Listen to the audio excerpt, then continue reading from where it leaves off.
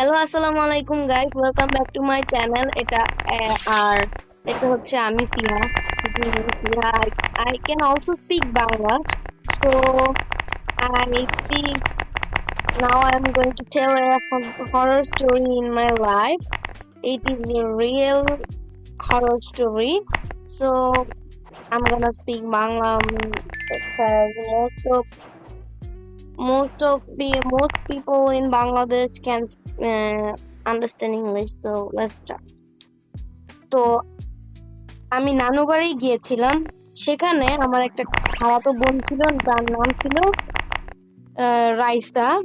তো আমরা দুইজন মিলে একদিন সন্ধ্যাবেলা টিভি দেখতেছিলাম। তো বাসায় ছিল শুধু আমি, আমার নানু আর আমার কাজিন। আমার মারা গিয়েছিল, আমার মা খালামণিরা গিয়েছিল টেলারের কাছে। তো তখন হঠাৎ কারেন্ট চলে যায়। তো আমরা কারেন্ট চলে যাওয়ার পরে বসে বসে গল্প করতেছিলাম ডাইনিং টেবিলে। তো আমার নানুর বাসা অনেক বড় ছিল। তো আমরা গল্প করতেছিলাম। গল্প করতে করতে আমার মনে হলো আমার পিছনে কে যেন হাত দিয়েছে আমার কাঁধে, বা একটা ঠান্ডা বাতাস বয়ে গেছিল। হাত দিয়েছে প্লাস ঠান্ডা বাতাসও বয়েছে। তখন আমি পিছে তাকিয়ে দেখি কেউই নেই। তো আমি এসব বাদ দিয়ে গল্প করতেছি। তো হঠাৎ করে আমার কাজিন রাইসা বলে যে আমরা গল্প করতে করতে যেহেতু বোর হয়ে যাচ্ছি, চলো আমরা তোমার ফোন দেখি। তো অ্যাকচুয়ালি মাই ফোন বলতে বোঝায় যে আমার আম্মুর একটা পুরানো ছোট মোবাইল ছিল, ওইটাতেই কার্টুন দেখি আমরা। তো আমার নানু বাসায় আবার ওয়াইফাই ছিল, তো আমরা ওয়াইফাই কারেন্ট যেহেতু নাই, ওয়াইফাই তো আসবে না। তো আমরা ডাউনলোড করা কার্টুন গুলো দেখতেছিলাম, মানে দেখবো আনাস। তো মোবাইলটা রাখা হয়েছিল আমার মামার রুমে। তো মামার রুমে আমি যাওয়ার পথে দেখি কি, আমি আরো দুজন একসাথে গেছি। তো মামার রুমে যে দেখি কি, আম, মামার খাটের কোণে কে যেন একটা সাদা কালো অবয়ব দাঁড়িয়ে রয়েছে। তো আমি দেখে আম, আমি দেখে বলতেছি, রাইসা এটা কে? পরে ও তাকে দেখে, কই কেউই তো নাই, তুমি কার কথা বলতেছো? আমি বলি ওই যে। কিন্তু আমি শুধু দেখতে পাইতেছি, ও দেখতে পায়নি। হঠাৎ করে অবয়বটা উধাও হয়ে গেছে। তখন রাইসা বলে আমি একটু বাথরুম থেকে আসতেছি, বলে সে বাথরুমের উদ্দেশ্যে চলে যায়।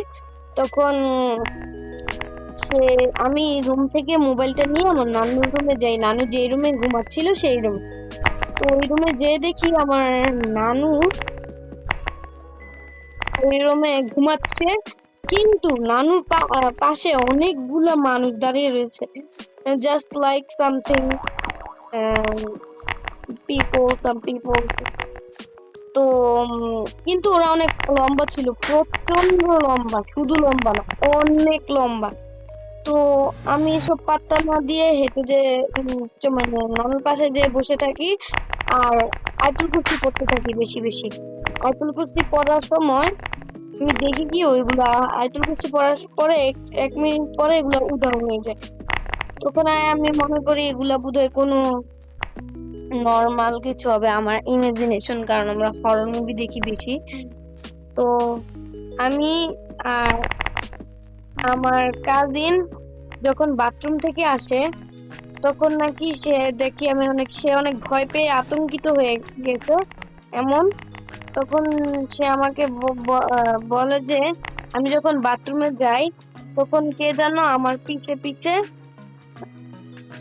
যাচ্ছিল। তো আমি এটা পাত্তা না দিয়ে চলে যাই। এমন সময় একজন, মানে বের হওয়ার সময় বাথরুম থেকে আমি দেখি কে যেন আমার পিছে, কি বলবো, মানে কে যেন আমার গায়ে টাচ করে, তারপর টাচ করার পরে আমাকে বলে, রাইসা যেও না। মানে সে খুব ভয় পেয়ে যায়। তো ভয় পাওয়ার পরে আমি আর ও একসাথে মোবাইল দেখতে থাকি। আমি বলি, এগুলো তোমার ইমাজিনেশন, যেহেতু হরর মুভি দেখছো। তখন সে বলে, আই থিংক সো, মেবি, মনে হয় ও মনে করছে ওর ইমাজিনেশন। আমিও বলতেছি যে আমারও ইমাজিনেশন। কিন্তু আমরা এটা জানতাম না যে সামনে আমাদের জন্য কিছু একটা অপেক্ষা করতেছে। পরে আমরা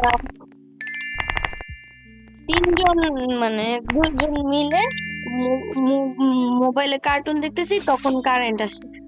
তো আমরা কারেন্ট আসার পরে বসেছিলাম অনেকক্ষণ, টিভি দেখতেছিলাম। তারপর আমাদের মারা আসে, আসার পরে আমাদেরকে বলে যে তোমরা এতক্ষণ কি করছো। আমরা তখন বলছি এরকম ঘটনা, বলে আরে না, এগুলা তোমাদের ইমাজিনেশন। তখন আমরা বলি মনে হয় আসলে আমাদের ইমাজিনেশন। তারপরে আমরা দুইজন, মানে আমি, আমার খালামুনি, আমার আমার আম্মু, আমি, আমার খালামুনি আর আমার মানে খালাতো বোন একসাথে নাটক দেখতেছিলাম। মানে কি বলবো, হ্যাঁ, একটা সুন্দর নাটক ছেড়েছিল, গুড্ডু বুড়া মনে হয়, ওটা একসাথে দেখতেছিলাম। তো তখন হঠাৎ করে আমার আম্মু চিৎকার করে উঠে, এই এই তোমরা তাড়াতাড়ি এসো, তাড়াতাড়ি এসো। তখন আমরা দৌড়ে দৌড়ে গিয়ে দেখি কি, যে আমার মা, মানে কি, আমরা যেই তখন একটা পাতার উপরে দৌড়ালে যেমন আওয়াজ, এরকম একটা আওয়াজ পাই। তখন আমাদের বাগান, নানুর বাড়ির বাগানের পিছনেই একটা কচু ক্ষেত ছিল, মানে ক্ষেত না, আগে অনেক বড় মাঠ ছিল, এখন কচু ক্ষেত হয়ে গেছে। তো আমরা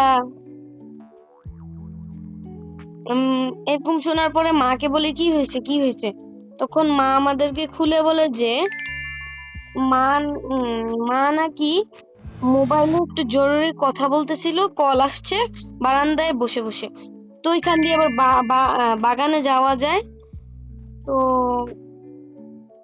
মা দেখে কি, হঠাৎ করে মানে একটা গাছটা ধরে যদি তুমি মাটি পর্যন্ত এনে আবার ছেড়ে দাও, একটা পাতা, মানে গাছ নাড়ার আওয়াজ, কিন্তু কোনো বাতাস নেই।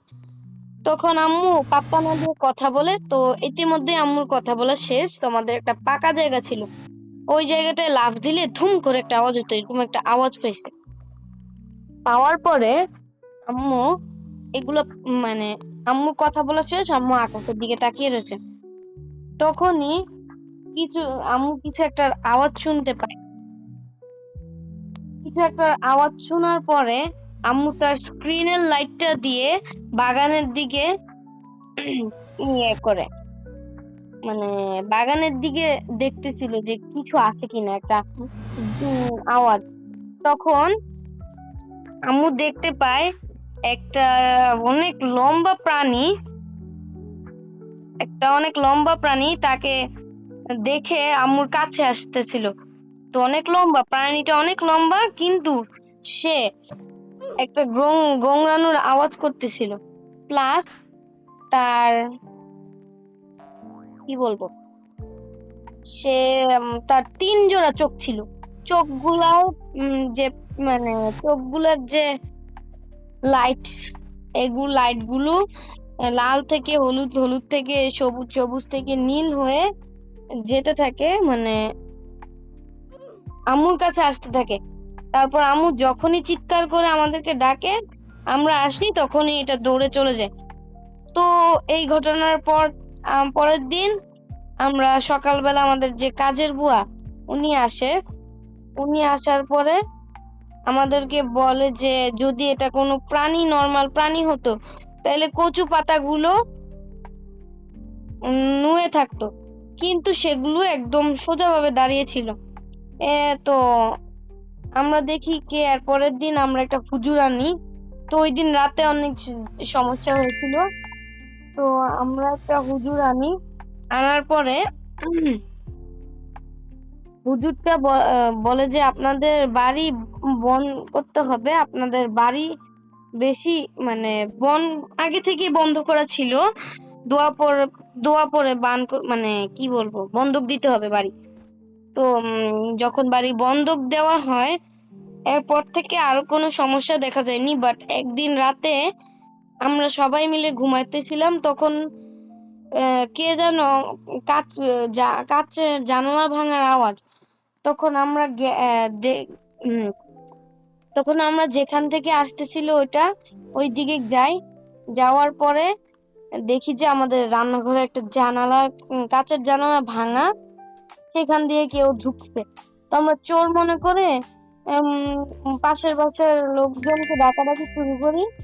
তখন তারা আসলে দেখে যে কোনো বাসায় কেউই নেই, পুরা বাসা খুঁজে ফেলেছি কিন্তু কেউই নেই।